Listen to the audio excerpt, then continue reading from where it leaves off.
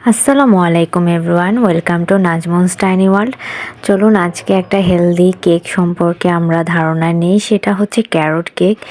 আজকের রেসিপি হচ্ছে ক্যারট কেকের সম্পূর্ণ এ টু জেড আমি আপনাদেরকে দেখাবো, তাও আবার ওভেন ছাড়া কিভাবে আমি বাসায় চুলায় তৈরি করেছি ক্যারট কেকটা, তা দেখতে পারবেন। আর এটা কিন্তু খুবই হেলদি একটা খাবার, এটা বড়রা বলেন আর বাচ্চারা বলেন সবাই বেশ পছন্দ করে। তো আপনারা বাসায় চাইলে এটা ট্রাই করতে পারেন। তাই আমি ভাবলাম যে আজকে আপনাদের সাথে রেসিপিটা শেয়ার করি। তো চলুন দেরি না করে আপনাদেরকে দেখাই কিভাবে আমি ঘরে তৈরি করেছি ওভেন ছাড়া এই ক্যারট কেকটি। প্রথমে আমি এখানে 2টা গাজর নিয়ে নিয়েছি গ্রেট করা, দেখতেই পাচ্ছি। আর এখানে হচ্ছে দারুচিনি গুঁড়ো আমি নিয়ে নিয়েছি। আর এখানে মেন উপাদান কিন্তু ক্যারট আর বেকিং পাউডার লাগবে আপনাদের। আর 2টা ডিম রুম টেম্পারেচারে, ফ্রিজের ডিম হলে কিছুক্ষণ নামিয়ে রাখবেন। আর দারুচিনি গুঁড়াকে আমি হালকা ভেজে টেলে তারপরে একদম গ্রাইন্ডারে গ্রাইন্ড করে নিয়েছি। আপনি দেখতে পাচ্ছেন আমি খুবই অল্প পরিমাণে দারুচিনি এখানে অ্যাড করছি, আপনারা আপনাদের স্বাদ অনুযায়ী বাড়িয়ে কমিয়ে নেবেন। এখানে আমি 2 টেবিল চামচ অ্যাড করেছি। আর একটু হালকা লবণ দিচ্ছি, কারণ লবণ ছাড়া আসলে কেকটা খেতে টেস্ট এত ভালো আসবে না। আর বেকিং পাউডারও নিয়ে নিয়েছি আমি 1 চামচ, আপনারা দেখতেই পাচ্ছেন।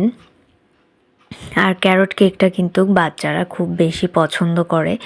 আমি এখানে সবই কিন্তু 4 চামচের আন্দাজে দিয়ে দিচ্ছি।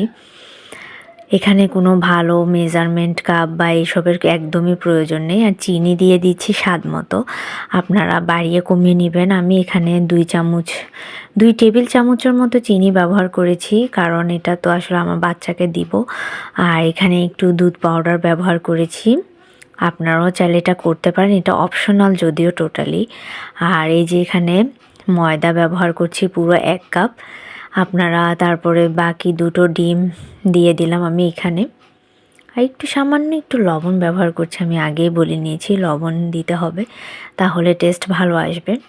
এখন আমি এটা সম্পূর্ণটা মিক্স করে নিব আলতো আলতো করে, একদম বেশি যে ভালোভাবে একদম জোরে জোরে করে করতে হবে এমন কিছুই না, আলতো হাতে মিক্স করে নিব।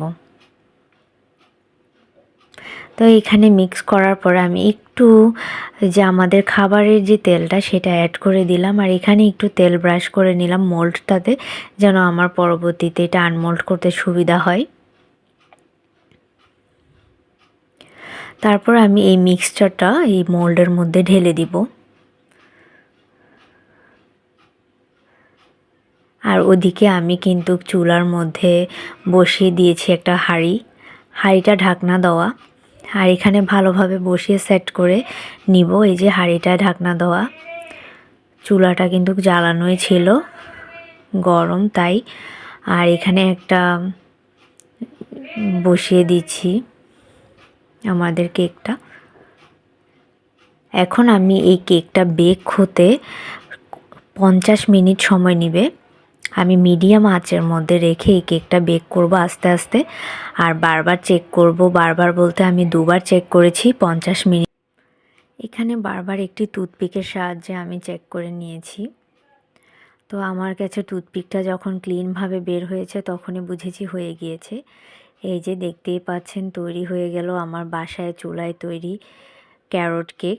আপনারাও এটা তৈরি করতে পারেন, এটা কিন্তু খুবই স্বাস্থ্যকর হয়, বড়রা এবং বাচ্চারা সবাই মজা করে খাবে। তো আজকের রেসিপি এটুকুই।